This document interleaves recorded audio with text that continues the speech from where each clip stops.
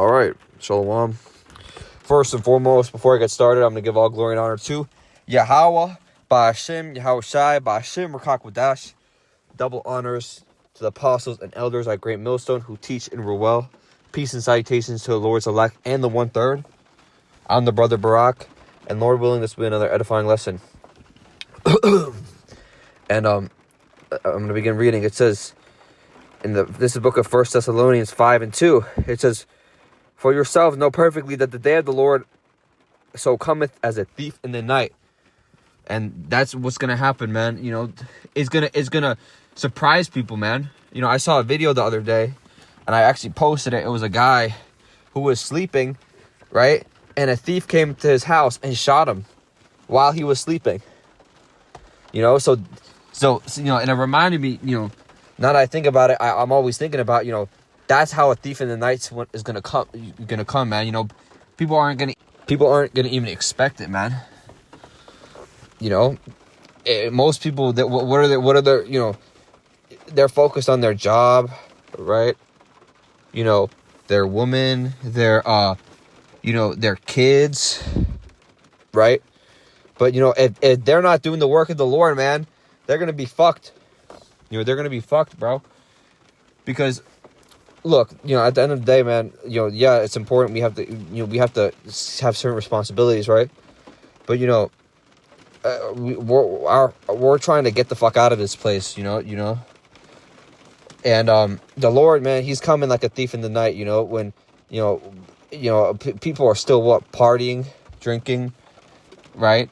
You know, thinking, you know, nothing's gonna happen. We're all good. We're under DJT, right? We're under a good president. We have a good family, right? But you know, a societal collapse is happening right around the corner, man. You know, we're actually I believe it was there was like something $17 billion something to do with subprime loans. I forgot what it was, but like you know, basically, you know, it's gonna be like 2008 all over again, but worse. You know, there ain't gonna be no more fucking food. People ain't gonna be able to pay for rent, right? Then, you know, when people start getting desperate, what's gonna happen? You know, because of the lack of bread they're in, you know, they're gonna kill each other. And we're gonna bring that out. This is the book of 2 Ezra 15 and 19. "And man shall have no pity upon his neighbor, but shall destroy their houses with the sword, and spoil their goods because of the lack of bread, and for great tribulation."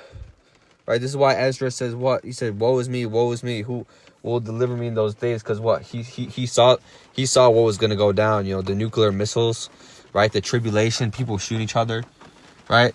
And I was talking to one of the brothers yesterday, and, you know, this thought in my mind came up, was like, you know, start getting silver, start getting gold. But then I thought about it even more, and I'm like, wait a minute, you know, if you get silver and gold, right?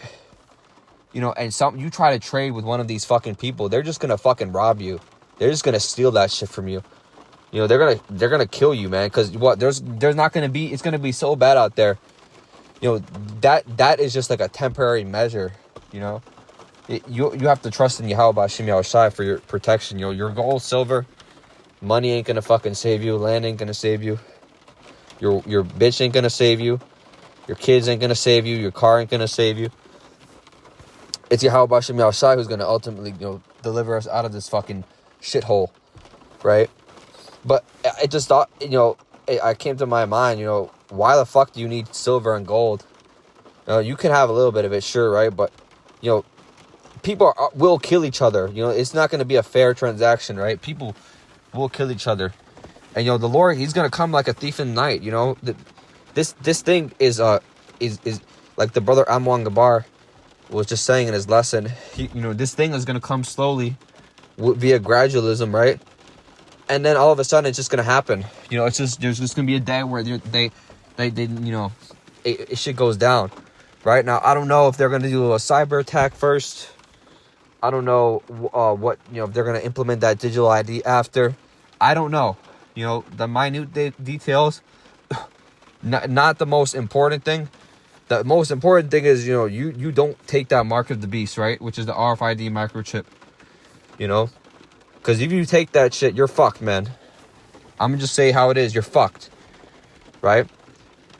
And, you know, a lot of people, what the brother mentioned earlier in the lesson is, a lot of people, man, they're going to turn their back on the Lord, you know, in the spirit of Judas, right? Because Judas was, you know, he was ordained to be a traitor, right?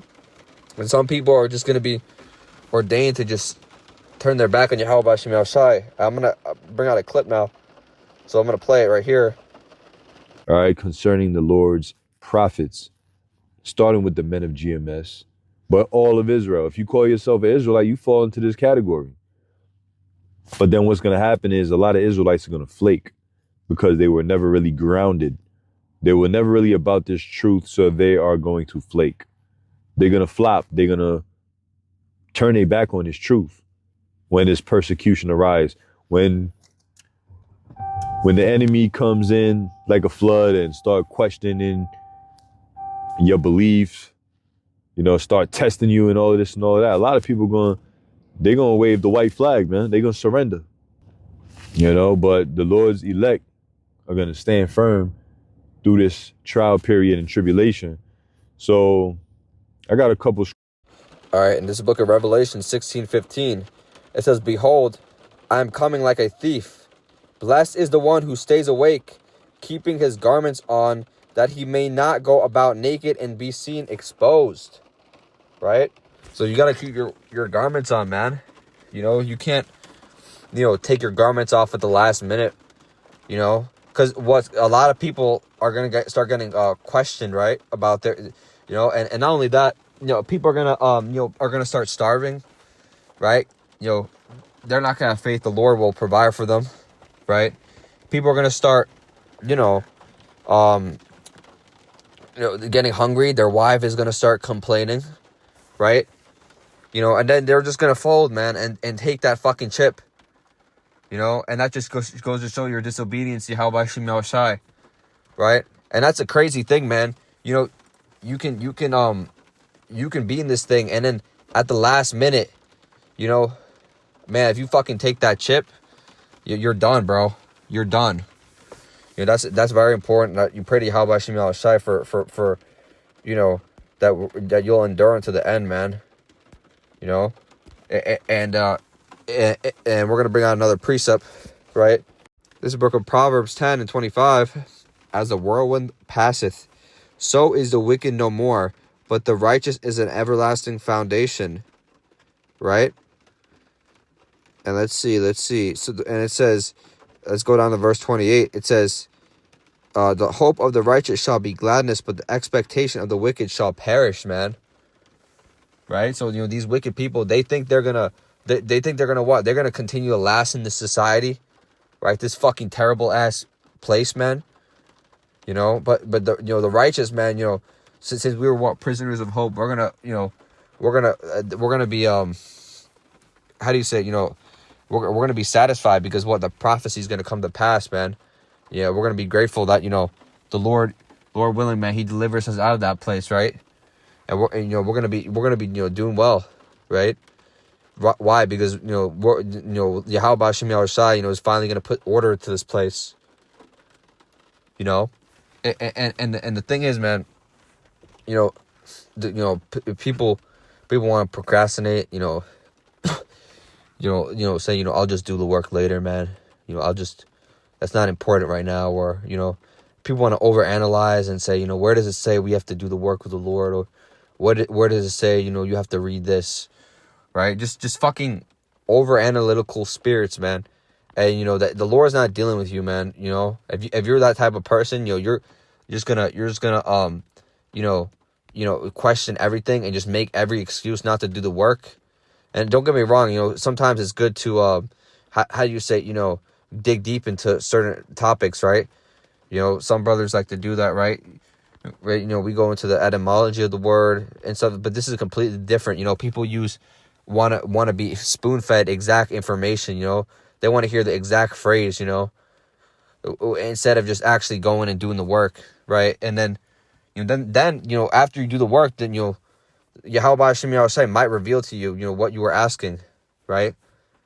But the moral of the lesson is, right, the Lord's going to come like a thief in the night. You shouldn't have you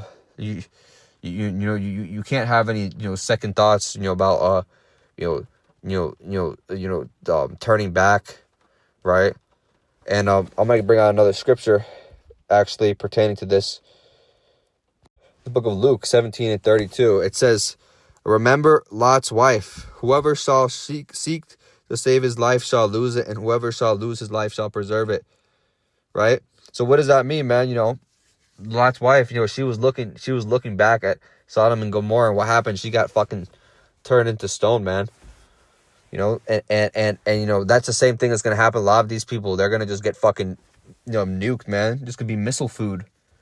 And another thing is that has a lot to do with the mark of the beast, because what people are still gonna believe that the world isn't ending, and their life will go back to normal if they take that chip, that RFID microchip, the Karagma, right, or Karagma, which is said in I believe it was in the Strong's Greek, right? It goes back to the word goes back to incision, right? So this mark of the beast is gonna be put into your body, and a lot of people are gonna try to they're gonna try to seek continue to live on, right? They're gonna be convinced that if they take this fucking chip, their life is gonna be good and they're gonna go back to normal, right? When ultimately those are the people, man, are gonna get destroyed, right? And this thing is right around the corner, man, because 6G's coming out, right? Which is implementation of 6G talks about implantable devices, right? If you looked at the White House forum recently, the recent article, they're talking about implantable devices. This is it, man. We're in the fucking end, man. It's only a matter of time. Until all hell breaks loose, right? So that's all I gotta say, man. Lord willing, this is an edifying lesson. I'll give all praises, honor, and glory to Yahweh, Ba'ashem, Yahweh Shai, Ba'ashem, Rakak Wadash. Double honors to the apostles and elders at GMS who taught me this truth. Shalom.